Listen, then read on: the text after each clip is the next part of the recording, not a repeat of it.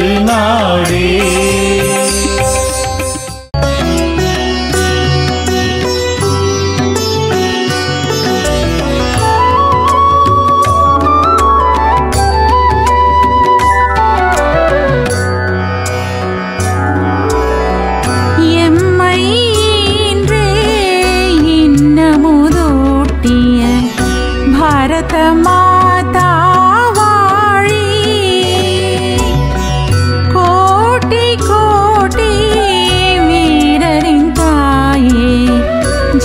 ஜனனி சரண் புகந்தோ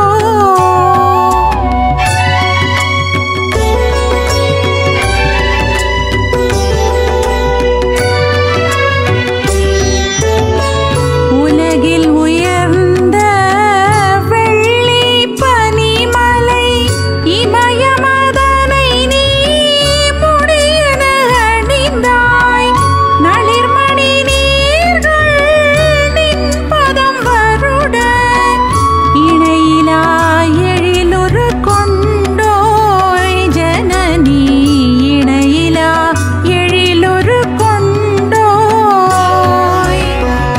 எம்மை இன்றே இன்னமுதோட்டிய பாரத மாதா வாழி.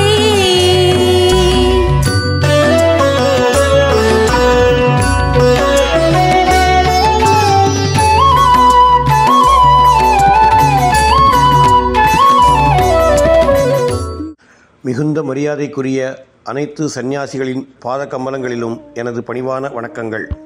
இங்கு குழுமியிருக்கும் பெரியோர்களே, தாய்மார்களே, சகோதரிகளே, எனது மனதிற்கினிய காரியகர்த்தா சகோதரர்களே, நாம் இந்த புனிதமான சூழ்நிலையிலே நர்மதா நதியின் கரையிலே இந்த அற்புதமான நகரிலே பாரத மாதா பூஜையை நிகழ்த்தியுள்ளோம். நர்மதை நதியின் கரையானது ஆன்மீக சாதனையின் ஒரு கேந்திரமாகும்.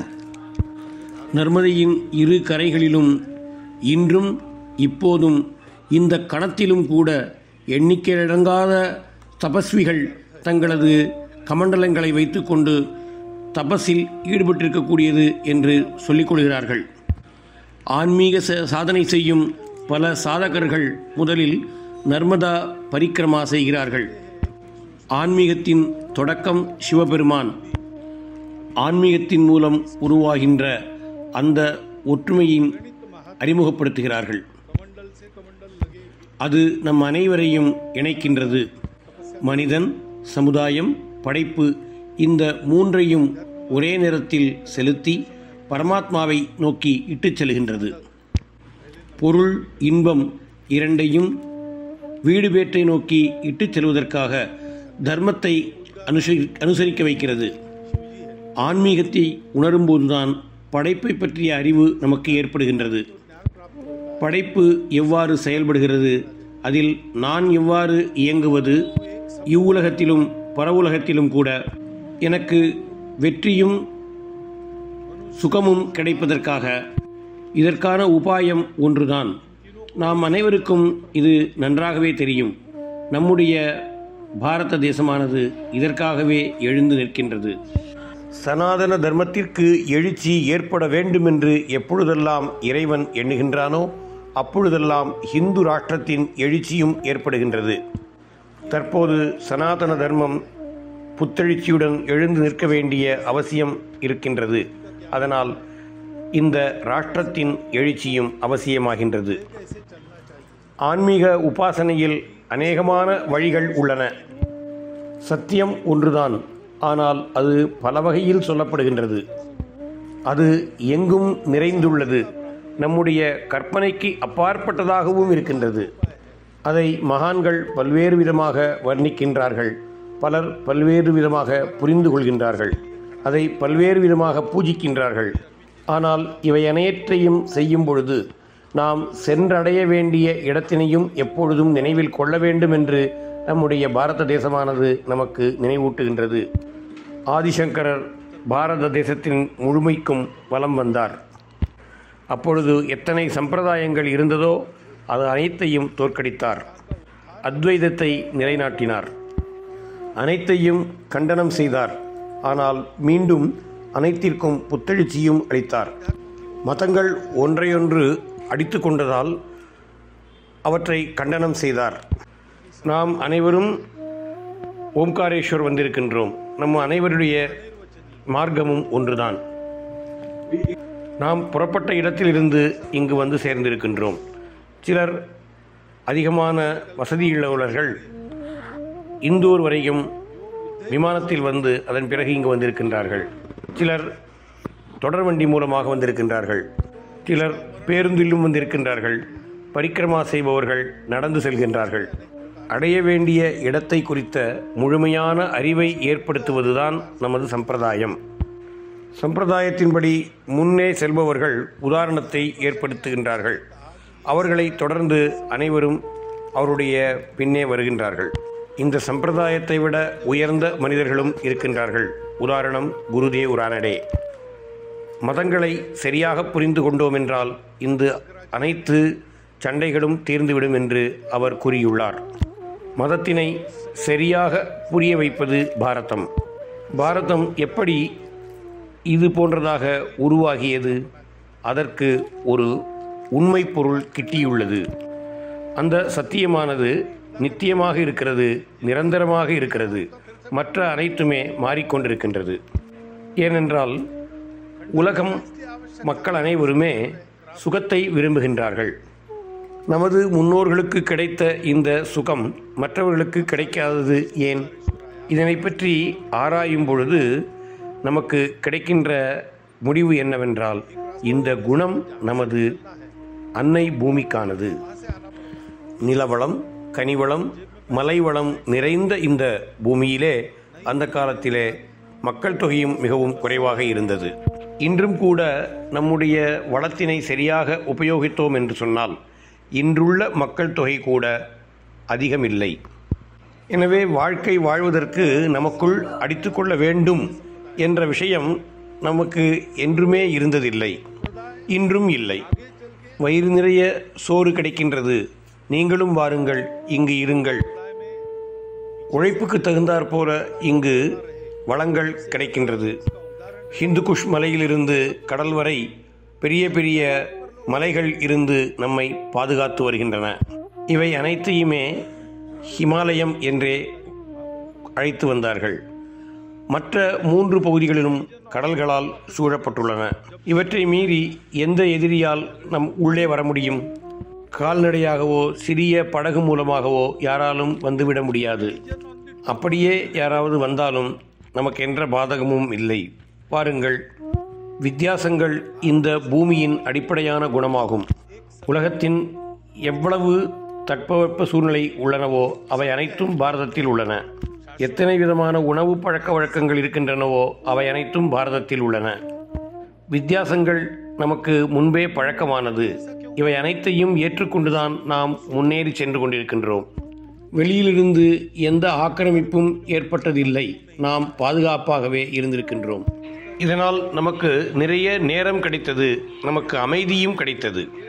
உலகம் எங்கு நின்று போய்விட்டதோ அங்கிருந்து முன்னேறி செல்வதற்கான வாய்ப்பும் நமக்கு கிடைத்தது.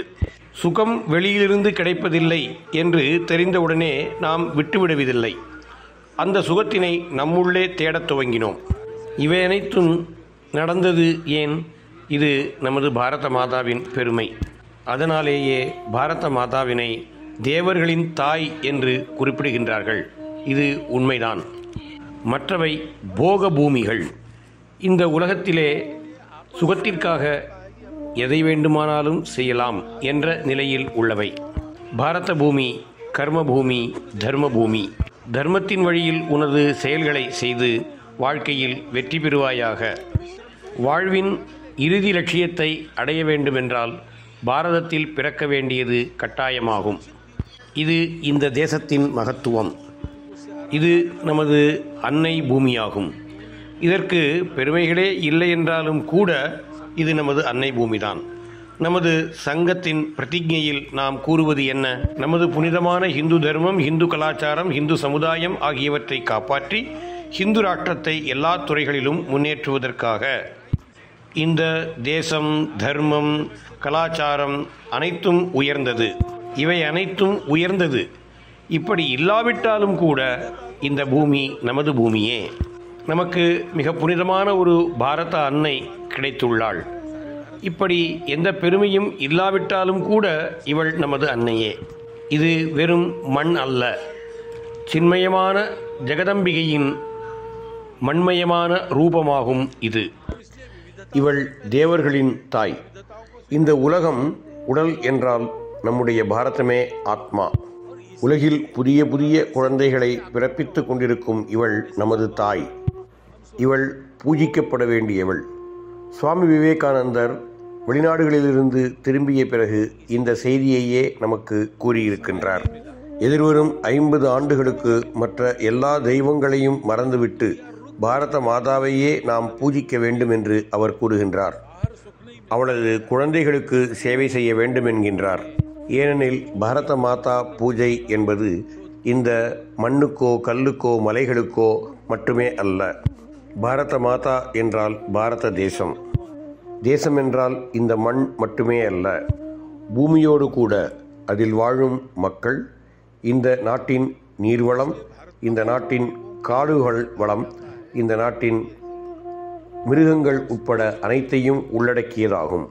இதனை நாம் சுற்றுச்சூழல் என்கின்றோம், மனித படைப்பு என்கின்றோம், எக்காலஜி, பயோடைவர்சிட்டி என்றெல்லாம் கூறப்படுகின்றது. இவை அனைத்தையும் உள்ளடக்கியதே தேசம். இவையெல்லாம் இல்லாமல் தேசத்தை பற்றிய சிந்தனை முழுமையடையாது. ஆகவே பாரத மாதா என்பது அவளுடைய குழந்தைகள், இந்த படைப்பு, சுற்றுச்சூழல், இந்த தேசத்தின் நதிகள், மலைகள் ஆகியவற்றை உள்ளடக்கியதாகும். இவை அனைத்தையும் நாம் பூஜிக்கின்றோம். இதனை நாம் ஆராதனை செய்கின்றோம். தினசரி காலையில் ஏகாத்மதா ஸ்தோத்திரத்தை நாம் கூறுகின்றோம். அதில் இந்த மலைகளை நினைவு கூறுகின்றோம், புனித நகரங்களை நினைவு கூறுகின்றோம், இதன் புனித நூல்களை நாம் நினைவு கூறுகின்றோம். இந்த பாரத அன்னைக்கு சேவை செய்த பலிதானிகள், வீரர்களையும் நாம் நினைவு கூறுகின்றோம். நமக்கு தெரிந்த தெரியாத அனைவரையும் நாம் நினைவு கூறுகின்றோம். ஏனெனில் பாரத மாதா என்பது நமக்கு ஒரு சிறிய நிலப்பரப்பு மட்டுமே அல்ல, இது உயிர் துடிப்புள்ளதாயும் சாஸ்வதமாகவும் இருக்கின்றது. உலகமே உடல், பாரதமே ஆன்மா. இந்த படைப்பின் பிரளயம் வரும் வரையிலான இது தொடரும். இவை அனைத்துமே நமது ஆராதனைக்குரியவை. இந்த தேசத்தின் சாதகர்களும் சித்தர்களும் இறைவனையே நேரடியாக காணும்போது கூட அவனுடைய குழந்தைகளுக்கு சேவை செய்வதற்காகவே அந்த ஞானத்தை பயன்படுத்துகின்றனர். இறைவனை கண்ட பிறகு நமக்கு வீடு பேறு கிடைத்து வருகிறது. அது கிடைத்த பிறகு எப்படி நாம் சேவை செய்ய முடியும்? முக்தியடைந்த பிறகு அவர்களுக்கு இந்த உலகில் செய்ய வேண்டிய வேலை என்னதான் இருக்கின்றது? அவர்கள் ஆத்மானந்தத்தில் திளைக்கின்றார்கள். ஆனாலும் கூட இந்த ஜீவ சேவையை பற்றி அவர்கள் எப்பொழுதுமே சிந்திக்கின்றார்கள். ஏகாந்தமாக இருக்கும் பொழுது இந்த இறை சிந்தனையையும், அதே நேரத்தில் அனைவருடனும் இணைந்து இருக்கும் பொழுது சேவை பற்றிய எண்ணமும் இருக்க வேண்டும் என்று அவர்கள் கூறியிருக்கின்றார்கள். நம்முடைய பாரத அன்னை நமது வாழ்வின் பல்வேறு விதமான விஷயங்களை நமக்கு கற்பித்திருக்கின்றாள். அவள் எதையுமே விட்டுவிடவில்லை. அன்றாட வாழ்வில் பல நல்லவைகளும் சில தவறுகளும் கூட நடக்கலாம். ஆனால் இவை எல்லாவற்றையும் கடந்து நாம் தர்மத்தின் வழியில் வாழ வேண்டும் என்பதை நமக்கு நமது அன்னை கற்பிக்கின்றாள். இவை இரண்டிலும் இருந்து நாம் வழியை கண்டுபிடித்து வெற்றிகரமான வாழ்க்கை வாழ வேண்டும் என்று நமக்கு அறிவுறுத்துகின்றாள். ஆகவே மானவ சேவை மாதவ சேவை என்றும் நரசேவை நாராயண சேவை என்றும் கூறப்படுகின்றது. இந்த பூமியிலேயே இது கூறப்பட்டிருக்கின்றது. சேவை என்பது வெறுமனே நல்வாழ்வு திட்டங்களோடு நின்று போய்விடுவதில்லை. நல்வாழ்வு திட்டங்களை அனைவரும் செய்கின்றனர். ஆனால் எந்தவிதமான வேறுபாடும் இல்லாமல் அனைவருக்குமான சேவை செய்வது பாரதத்திலேயே உள்ளது. ஏன் சேவை செய்ய வேண்டும்? ஏனெனில் அனைவரும் நம்மவர்களே. சேவை செய்யாவிட்டால் அவர்கள் நமக்கு எதிரிகளாக ஆகிவிடுவார்கள் என்ற பயத்தினால் அல்ல. சேவை செய்வதன் மூலம் அவர்களை நம்மோடு இணைத்து கொள்ள வேண்டும் என்ற சுயநலத்திற்காக சேவை இருக்கக்கூடாது. அனைவரிலும் நாராயணனே உறைந்திருக்கின்றான், அவனது சேவையை நாம் செய்கின்றோம் என்ற எண்ணத்துடன் கூட நாம் சேவை செய்ய வேண்டும். அனைவரிலும் சிவனையே கண்டு அவனுக்கு நாம் சேவை செய்ய வேண்டும் என்ற எண்ணத்தை நமது அன்னை பூமியே நமக்கு கற்பித்திருக்கின்றாள். நீயே என்னை சுகமாக வளர்க்கின்றாய் என்று நாம் பிரார்த்தனையில் குறிப்பிடுகின்றோம். உலகில் இப்படிப்பட்ட வேறொரு தேசம் இல்லை. வெளிநாடுகள் சென்று திரும்பியவர்களை நாம் ஒரு விசேஷ கண்ணோட்டத்துடன் நோக்குகின்றோம். நமக்கும் வெளிநாடு செல்ல வாய்ப்பு கிடைக்காதா என்று நாம் எண்ணுகின்றோம். கிடைத்தால் போகலாம் தானே.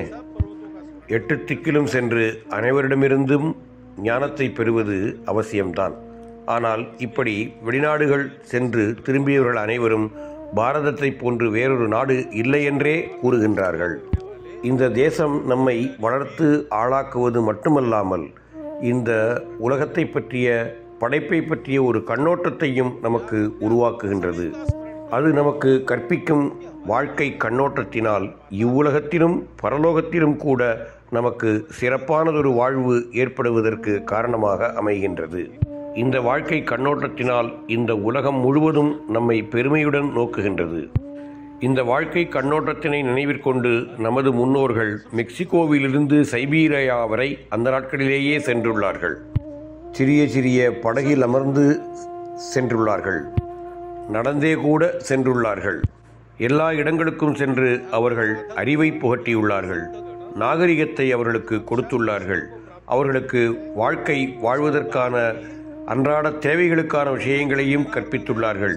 ஆனால் தமக்கென எதனையுமே அவர்கள் எதிர்பார்க்கவில்லை.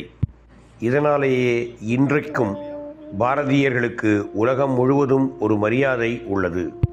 பல நாடுகளிலும் பாரதியர்கள் என்று சொன்னால் நம்மை விசேஷமாக பார்க்கின்றார்கள்.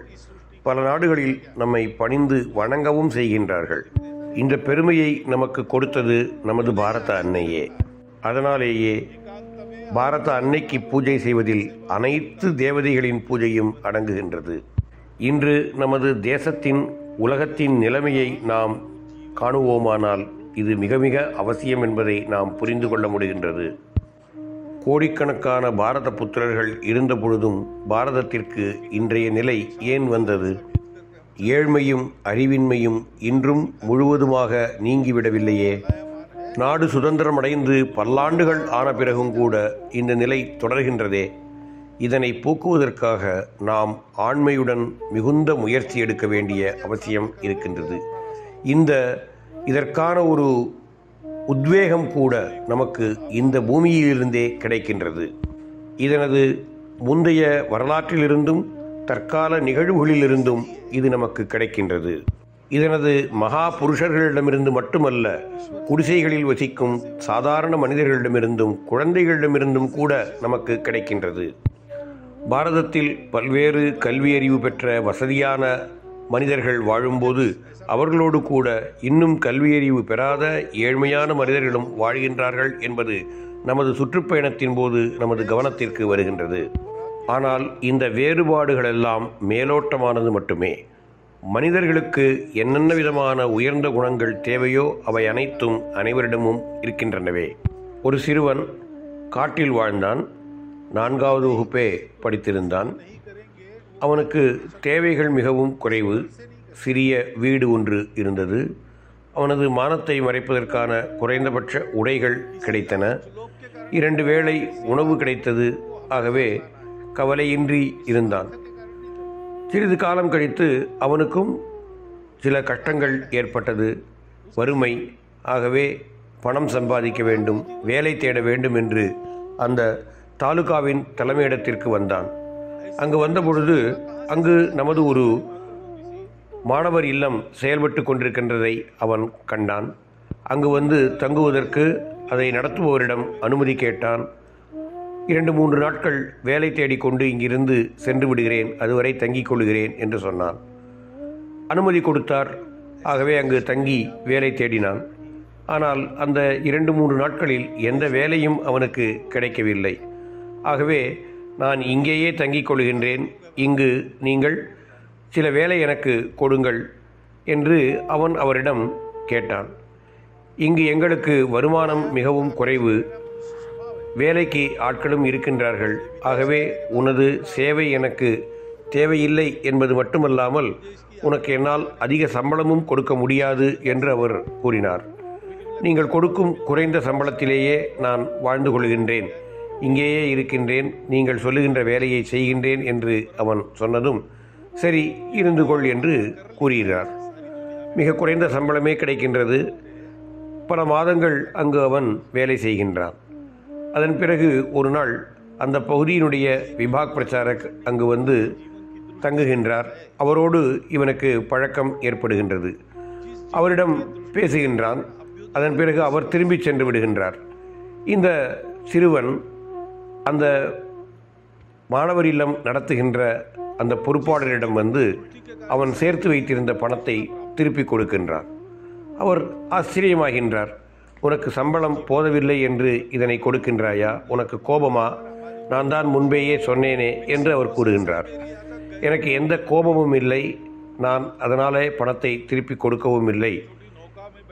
இங்கு விபாக் பிரச்சாரக் வந்தார். அவரிடம் பேசி கொண்டிருந்த பொழுது அவர் என்னிடம் பல விஷயங்களை கூறினார். நான் அப்பொழுது அவரிடம், நீங்கள் என்ன செய்கின்றீர்கள், எப்படி சம்பாதிக்கின்றீர்கள், எப்படி உங்களுடைய வாழ்க்கையை நடத்துகின்றீர்கள் என்று கேட்டேன். அவர், எனக்கு பணம் எதுவும் தேவையில்லை, நான் குடும்பம் அமைத்து கொள்ளவில்லை, ஆகவே எனக்கு எந்த தேவையும் இல்லை, நான் சமுதாயத்திற்காக வாழ்கின்றேன் என்று கூறினார். எப்படி உங்களால் வாழ முடிகின்றது, ஏன் இப்படி வாழ வேண்டும் என்று நான் கேட்டபொழுது, நம்முடைய சமுதாயம், நம்முடைய மக்கள் அவர்களுக்கு சேவை செய்வதற்காக அவசியமாகின்றது, அதனாலே நான் இப்படி வாழுகின்றேன் என்று அவர் கூறுகின்றார். அதனாலேயே இந்த மாணவனும், படித்தவர் மட்டும்தான் இப்படி வாழ முடியுமா, படிக்காதவர் இப்படி வாழ முடியாதா என்று எண்ணம் கொண்டதனாலே அவரிடம் அதுவரை சம்பாதித்ததை கொடுத்து விட்டதோடு மட்டுமல்லாமல் 15 ஆண்டுகள் எந்தவிதமான சம்பளமும் பெற்றுக்கொள்ளாமல் முழு நேரமாக அந்த மாணவர் இல்லத்திலேயே வாழ்ந்தான், வேலையும் செய்து கொண்டிருந்தான். அதன் பிறகு நாமே அவனுக்கு பல விஷயங்களை கற்றுக் கொடுத்ததோடு மட்டுமல்லாமல் அவனுக்கு தேவையானவற்றையும் ஏற்பாடு செய்து கொடுத்து அவனுக்கு திருமணமும் செய்து வைத்து அவனை அங்கேயே இருக்க வைத்தோம். ஏனெனில் அவன் தனியாக இருந்தான். அவனுக்கும் ஒரு குடும்பம் அமைத்து கொடுக்க வேண்டும் என்று தோன்றியதனால் நாமே அந்த விஷயத்தை முடிவு செய்து அவனுக்கு செய்து கொடுத்தோமே தவிர அவனாக எதுவுமே கேட்கவில்லை. அந்த மாணவர் இல்லத்தினுடைய சூழ்நிலையையே அவனுடைய சேவை எண்ணத்தை தூண்டிவிட்டிருக்கின்றது. பாரதியர்களின் இந்த உயர்ந்த குணம் எங்கிருந்து கிடைத்தது? இந்த பூமியின் மலைகள், இந்த பூமியின் நதிகள், இந்த பூமியின் கடந்த கால வரலாறு, இந்த பூமியின் நிகழ்காலத்தில் இருக்கக்கூடிய உன்னதமான விஷயங்கள் ஆகியவை இவற்றை கற்பிக்கின்றன. பாரத மாதா நமக்கு அனைத்தையும் கொடுக்கின்றாள். இந்த பூமியை காப்பது நமது கடமையாகும். இது நமது கடமை மட்டுமல்ல, நமது வாழ்வின் வெற்றியே இதில்தான் அடங்கி இருக்கின்றது. இந்த பூமியே நமக்கு எல்லாம், நமக்கு மோட்சத்தை கொடுப்பவளும் இவளே என்று டுகடோஜி மகாராஜ் கூறுகின்றார். பெரிய பெரிய தபஸ்விகளுக்கு மட்டுமல்லாது சாதாரண மனிதர்களுக்குமே கூட இது நமது கடமையாகும். இந்த பூமி, இதனது நீர்வளம், மலைவளம், இதனது மிருகங்கள் அனைத்தையும் பாதுகாப்பது நமது பொறுப்பாகின்றது. இவை அனைத்திற்கும் நாம் கொடுக்க வேண்டும். இவை அனைத்திற்கும் நாம் கொடுக்க வேண்டும் என்றால் நமக்கு குறைவில்லாத செல்வம் நம்மிடம் வேண்டும். நமது வாழ்க்கை வெற்றிகரமாக ஆக வேண்டும். நமக்கு மனித ஜென்மம் கிடைத்துள்ளது. இதனால் இறைவனை நாம் அடைய வேண்டும். இறைவனை அடைவதற்காக பல வழிகள் உள்ளன.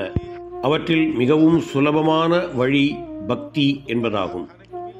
இறைவனே எந்த ஒரு பூமியிலே அவதாரம் செய்வதற்கு விரும்பி இங்கே வந்து பிறந்தானோ அந்த பூமிக்கு நாம் சேவை செய்ய வேண்டும். கருடன் அவனது தாய்க்கு சேவை செய்ததனால் அவனுக்கு பரமாத்மாவின் வாகனமாக ஆகக்கூடிய ஒரு வாய்ப்பு கிடைத்தது. நமது பாரதவாசிகள் இப்பேற்பட்ட சேவை செய்ததனால்தான் இன்றைக்கு தர்மத்தின் வாகனமாக பாரதம் ஆகியுள்ளது. நாம் அந்த சாதனையை மீண்டும் மீண்டும் செய்வோம். அந்த சாதனையை முன்னெடுத்து செல்வோம். இது நமது கடமையாகும். நமது முக்திக்காக நாம் பல்வேறு விதமான சாதனைகளை செய்கின்றோம். அது நமது குரு மூலமாகவோ அல்லது நமது குடும்ப பழக்க வழக்கங்களின் மூலமாகவோ நம்மிடம் ஏற்பட்டுள்ளது. அதனை நாம் குல தர்மம் என்கின்றோம். அதனை நாம் சரியாக கடைபிடிக்க வேண்டும். ஆனால் இது நமது தனிப்பட்டதாகும். அதே நேரத்தில் நாம் அனைவரோடும் சேர்ந்து சேவை, பரோபகாரம் ஆகியவற்றினை கடைபிடிக்க வேண்டும். நமக்கென்று எதனையுமே எதிர்பார்த்து இருக்கக்கூடாது. நம்முடைய தேவைகளை மிகவும் குறைத்து கொண்டு சமுதாய சேவைக்காகவே நாம் அதிகமாக செலவழிக்க வேண்டும். 100 கைகளால் சம்பாதிப்பதை 1000 கைகளால் கொடுக்க வேண்டும். மனிதன் தனக்காக எதையும் வைத்து கொள்ள வேண்டிய அவசியம் இல்லை. பிரம்மச்சரியத்தை கடைபிடித்து உத்தமமானதொரு வாழ்க்கையை நாம் வாழ வேண்டும். சமுதாயத்தை சிறப்பாக வழிநடத்துவதற்காக நாம் கிரகஸ்தர்களாக வாழ வேண்டியது. சமுதாயத்தின் நன்மைக்காகவே நாம் கிரகஸ்தர்களாக வாழ வேண்டும். நாமும் நன்கு வாழ்வதோடு சமுதாயத்தையும் நன்கு வாழ்விக்க வேண்டும் என்பதற்காக நாம் கிரகஸ்தர்களாக ஆக வேண்டும். நமது குடும்பம் பட்டினியாக இருக்கக்கூடாது என்பதோடு மட்டுமல்லாமல் சமுதாயத்தையும் பட்டினியாக இருக்க விடக்கூடாது. கிரகஸ்தாசிரமம் அனைத்திற்கும் ஆதாரமானது. ஏனெனில் அதுவே அனைத்தையும் கட்டி காக்கின்றது. அதனாலேயே தர்மம் நிலைத்திருக்கின்றது. அதே நேரத்தில் ஒரு காலகட்டத்தில் நாம் அதிலிருந்தும் வெளியே வர வேண்டும். புதிய தலைமுறைக்கு இதனை கொடுக்க வேண்டும். வெளியிலிருந்து பார்க்க வேண்டும். எப்பொழுது உதவி தேவைப்படுகின்றதோ அப்பொழுது நாம் அங்கே செல்ல வேண்டும். எப்பொழுது ஆலோசனைகள் தேவைப்படுகின்றதோ அப்பொழுது கூற வேண்டும். மெதுமெதுவாக இந்த உலக வாழ்விலிருந்து நாம் விடுபட்டு வானப்பிரஸ்திகளாக ஆக வேண்டும். அதன் பிறகு மோக்ஷம் என்ற அனைவருக்குமான தர்மத்தை அடைவதற்காக நாம் தபம் செய்ய வேண்டும். இந்த வாழ்க்கை திட்டம் எதற்காக? என்னுடைய நுகர்விற்காக நான் திருமணம் செய்து கொள்ளக்கூடாது. எனது வயிற்றை நிரப்புவதற்காக நான் குடும்பம் நடத்தக்கூடாது. நமது நாட்டில் இவ்வாறு நடப்பதில்லை. வெளிநாட்டில் நடக்கலாம். வாழ்க்கை முழுவதும் உழைத்தான பிறகு ஓய்வெடுப்பதற்காக வானப்பிரஸ்தம் என்பதல்ல. உழைப்பதற்கோ நுகர்வதற்கோ சக்தி இல்லை என்பதனால் சந்நியாசம் என்பதும் இல்லை. உலகின் பிற நாடுகளில் இவ்வாறு இருந்தாலும் பாரதத்தில் அப்படி அல்ல. இது எப்படி வடிவமைக்கப்பட்டது என்பது நமக்கு புரிவதே இல்லை. ஆனாலும் பிறந்ததிலிருந்தே ஒரு அர்த்தமுள்ள வாழ்க்கை முறை இங்கு கடைபிடிக்கப்படுகின்றது. நமது நாட்டில் படிக்காத ஒரு ரிக்ஷாக்காரர் கூட இந்த விஷயத்தினை அறிந்திருக்கிறார். அறிந்திருப்பது மட்டுமல்ல, அவரது செயலிலும் அது வெளிப்படுகின்றது. ஒரு சாதாரண ஏழ்மையான குடிசைவாசி ஒரு துண்டை போர்த்தி கொண்டு கோடை காலத்தில் சாதாரணமாக தூங்கிவிடுகிறார். லட்சாதிபதிக்கு கூட தூக்கம் வரமாட்டேன் என்கிறது. ஆனால் இந்த ஏழையானவர் நிம்மதியாக தூங்குகின்றார். இந்த சக்தி எங்கிருந்து வந்தது? நம்முடைய இந்த மாதாவானவள் நமக்கு இந்த சக்தியை கொடுத்திருக்கின்றாள். நமது அன்னை கொடுத்த வாழ்க்கை முறையினால் நமக்கு இந்த சக்தி கிடைத்திருக்கின்றது. நமது அன்னை கொடுத்திருக்கின்ற பண்பாட்டினால் நமக்கு இந்த சக்தி கிடைக்கின்றது. ஆகவே நம்முடைய இந்த மாதாவிற்காக நம்முடைய முழு சக்தியையும் பயன்படுத்தி நாம் தொண்டு செய்ய வேண்டும். இதுவே நம்முடைய வாழ்க்கையை அர்த்தமுள்ளதாக்குவதற்கான ஒரே வழியாகும். நாம் தேசபக்தியை வெளிப்படைய செய்வதற்காக பாரத மாதா பூஜை செய்கின்றோம். ஆனால் தேசபக்தி என்றால் என்ன? இது நமது பாரத மாதா. இதற்கு ஒரு சுற்றுப்புற சூழ்நிலை இருக்கின்றது. இதன் மக்கள், இதன் நீர்நிலைகள், இதனது மிருகங்கள், காடுகள் ஆகியவற்றிற்கு நாம் சேவை செய்ய வேண்டும். இவளது குழந்தைகள் சாக்ஷாத் நாராயணனே, சாக்ஷாத் சிவசங்கரனே. இந்த உணர்வுடன் நாம் தொண்டு செய்ய வேண்டும். அவர்களுக்கு உதவி செய்வதல்ல. நமது பாவங்களை துடைத்தெறிவதற்கு ஒரு சந்தர்ப்பம் கிடைத்துள்ளது. ஏதோ ஒரு காரணத்தினால் அவர்கள் தரித்திரர்களாகவும் ஒடுக்கப்பட்டவர்களாகவும் ஒதுக்கப்பட்டவர்களாகவும் இருக்கின்றார்கள். அவர்களுக்கு சேவை செய்வதன் மூலமாக நாம் நமது சொர்க்க வாசலை திறந்து கொள்கின்றோம். அவர்களை தரித்திர நாராயணர்கள், சிவசங்கர்கள் என்று நாம் ஏன் கூற வேண்டும்? அவர்கள் கஷ்டத்தை ஏற்றுக்கொண்டு நமக்கு அவர்களுக்கு தொண்டு புரிவதற்கான ஒரு வாய்ப்பை ஏற்படுத்தி கொடுக்கின்றார்கள். பாரத மாதா பூஜை செய்வது என்பது இந்த உணர்வினை மீண்டும் விழித்தெழச் செய்வதாகும். மேற்கத்திய தாக்கத்தினால் நாம் அதிகமாக போக வாழ்க்கையிலே ஈடுபட்டு கொண்டிருக்கின்றோம். ஆங்கிலேயர்களுடைய ஆட்சி காலத்தில் நமது அனைத்து நல்லனவற்றையும் மறந்துவிட்டோம். இந்த சுதந்திர நாட்டில் அவை அனைத்தும் நமக்கு மீண்டும் நினைவுக்கு வந்து தொடர்ந்து நினைவில் இருக்க வேண்டும். நம்முடைய முன்னோர்களான ரிஷிகள், முனிவர்கள், போராளிகள், சமுதாய சீர்திருத்தவாதிகள் ஆகியோர் தங்களுடைய வாழ்க்கையையே இதற்காக அர்ப்பணித்துள்ளார்கள். வானத்தையே காகிதமாகவும், காட்டிலுள்ள அனைத்து மரங்களையும் பேனாவாகவும், கடல் நீரையே மையாகவும் பயன்படுத்தி எழுதினாலும் கூட அந்த பட்டியலானது முடியாது. வெறும் 200 ஆண்டுகளிலேயே இத்தனை பேர் நமக்காக தங்களது வாழ்க்கையை அர்ப்பணித்துள்ளார்கள். பிரபலமான பல பேர் உள்ளனர். ஆனால் பிரபலமாகாதவர்கள் அவர்களை விட 10 மடங்கு அதிகமான பேர் உள்ளனர். இன்றும் கூட மக்களுக்கு தொண்டு செய்பவர்களில் பிரபலமானவர்கள் உள்ளார்கள். ஆனால் அதே நேரத்தில் பிரபலமாகாதவர்கள் அவர்களை விட 10 மடங்கு அதிகமாக தங்களுடைய வழியில் தாங்கள் தொடர்ந்து தொண்டு செய்து கொண்டே இருக்கின்றார்கள். அவர்களது நிலை என்னவாக இருந்தாலும் அந்த சேவையை தொடர்ந்து செய்கின்றார்கள். நான் பலரை பார்த்திருக்கின்றேன். அவர்களது வீட்டு கடமைகளை தங்களது மனைவிகளிடம் ஒப்படைத்துவிட்டு அவர்கள் நகரில் இது போன்ற தொண்டு தேவைப்படுபவர்களை அழைத்து வந்து அவர்களுக்கு எவ்வளவு காலம் அந்த தொண்டு தேவையாக இருக்கின்றதோ அவ்வளவு காலம் தொடர்ந்து செய்து கொண்டிருக்கின்றார்கள். நீங்கள் தேடி பார்த்தீர்களானால் உங்களுக்கும் இதே போன்ற தொண்டு செய்பவர்கள் பலரை நீங்கள் தேடி கண்டுபிடிக்க முடியும். பாரதத்தின் இன்றைய சூழ்நிலையிலும் கூட இப்படி பலர் இருக்கின்றார்கள். ஏனெனில் அவர்களது எண்ணமே இந்த சமுதாயத்திற்காக சேவை செய்ய வேண்டும், மற்றவர்களுக்காக தொண்டு செய்ய வேண்டும் என்ற எண்ணத்தில் அவர்கள் உறுதியாக இருக்கின்றார்கள். இறைவன் தங்களை இதற்காகவே படைத்திருக்கின்றான் என்று எண்ணுகின்றனர். வெவ்வேறு விதமான வழிபாட்டு முறைகளை அவர்கள் செய்து வரலாம். அப்படி இருந்தபோதும் கூட தொண்டு செய்வதையும் முக்கியமாக கருதி அவர்கள் அதனை தொடர்ந்து செய்து வருகின்றார்கள். தங்களது மோட்சத்திற்கான வழி தொண்டு செய்வதே என்று அவர்கள் செய்கின்றார்கள். இவ்வாறு நமது வாழ்வினை அர்த்தமுள்ளதாக்குவது நமது பாரத மாதா. ஆகவே அவளுக்கு நாம் பூஜை செய்ய வேண்டும். பூஜை என்றால் என்ன? பூஜை என்பது நாம் யாரை பூஜிக்கின்றோமோ அவர்களைப் போலவே ஆவது என்பதேயாகும். சிவோ பூத்வா சிவம் யஜேத். இலைகளாலும், பூக்களாலும், பழங்களாலும், தண்ணீராலும் பூஜை செய்யலாம். அவை வெளி உபச்சாரங்கள். அதே நேரத்தில் நாம் பாரத மாதாவிற்கு பூஜை செய்ய வேண்டுமானால் இது போன்ற குணங்களால் நிரம்பியவர்களாக ஆக வேண்டும். ரத்ன கர்ப்பிணியாக இருக்கக்கூடிய பாரத மாதாவிடம் அனைத்தும் இருக்கின்றது. அவள் அனைத்தையும் அனைவருக்கும் வாரி வழங்கி கொண்டிருக்கின்றாள். எந்தவிதமான பேத உணர்வும் இல்லாமல் அவள் அனைவருக்கும் வாரி வழங்குகின்றாள்.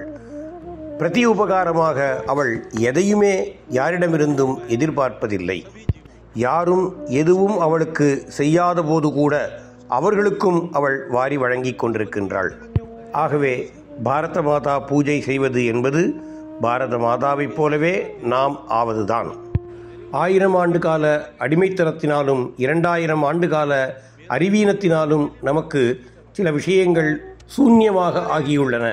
அதனை நீக்குவதற்காக சுவாமி விவேகானந்தர் இந்த வழியினை நமக்கு கொடுத்துள்ளார். பாரத மாதாவினை உனது தெய்வமாக ஏற்றுக்கொள். அதேபோன்று ஆயிரக்கணக்கான கோடிக்கணக்கான தெய்வ வடிவங்களாகிய அவர்களுடைய புதல்வர்களுக்கு சேவை செய். ஏழையாகிய தரித்திர நாராயணனுக்கு நமஸ்காரம் என்று சொல். படிப்பறிவில்லாத மூர்க்க நாராயணனுக்கு நமஸ்காரம் என்று சொல். ஏழைகளையும் படிப்பறிவற்றவர்களையும் உனது நாராயணனாக ஏற்றுக்கொள். அவர்களுக்கு அனைத்தையும் கொடு. இதுவே நமது முன்னோர்களின் ஆணை. இதுவே தற்காலத்தின் ஆணையும் கூட. இதற்காகவே பாரத மாதாவிற்காக பூஜை நாம் செய்கின்றோம். பாரத மாதாவிற்கு பூஜை செய்கின்ற நேரத்தில் அகண்ட பாரதமாக இருந்த இந்த தேசம் எப்படி துண்டாடப்பட்டது என்று கூறுகின்றோம். அதை அவசியம் கூற வேண்டும். ஆனால் அதற்கான காரணம் என்ன? அடிமைத்தனத்தினால் ஏற்பட்ட சூன்யத்தினால் இப்படி நேர்ந்தது. ஒவ்வொரு பகுதியாக துண்டாடப்பட்டது.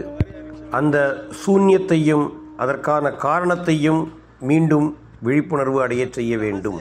அந்த உணர்வினை நமது மக்கள் மத்தியிலே ஏற்படுத்த வேண்டும். அதற்காகவே இந்த பூஜை. இன்று நாம் பூஜை செய்துள்ளோம். அன்னை நர்மதையை சாட்சியாக வைத்துக்கொண்டு மனதிலே நாம் உறுதி ஏற்றுக்கொள்வோம். நான் செல்லும் வேகத்தினை இன்னும் அதிகப்படுத்துவேன். நாம் செய்யும் விஷயங்களை இன்னும் அதிகப்படுத்துவோம். முழு சக்தியையும் பயன்படுத்தி எவ்வளவு முடியுமோ அவ்வளவு செய்வோம். இங்கு நாம் சங்கல்பம் எடுத்துக்கொள்வோம். நமது பகுதியில் சென்று இது போன்ற பூஜையை பல பேரால் செய்ய வைக்க முடியும் பொழுது அங்கு இந்த உணர்வினை நாம் அவர்கள் அனைவருக்கும் ஏற்படுத்துவோம். எல்லா துறைகளிலும் முன்னேறிய ஒரு பாரதத்தை பற்றிய கற்பனை நம் அனைவரின் கண்முன்னே நிற்கின்றது. அது நனவாவதற்கான காலம் வெகு தொலைவில் இல்லை.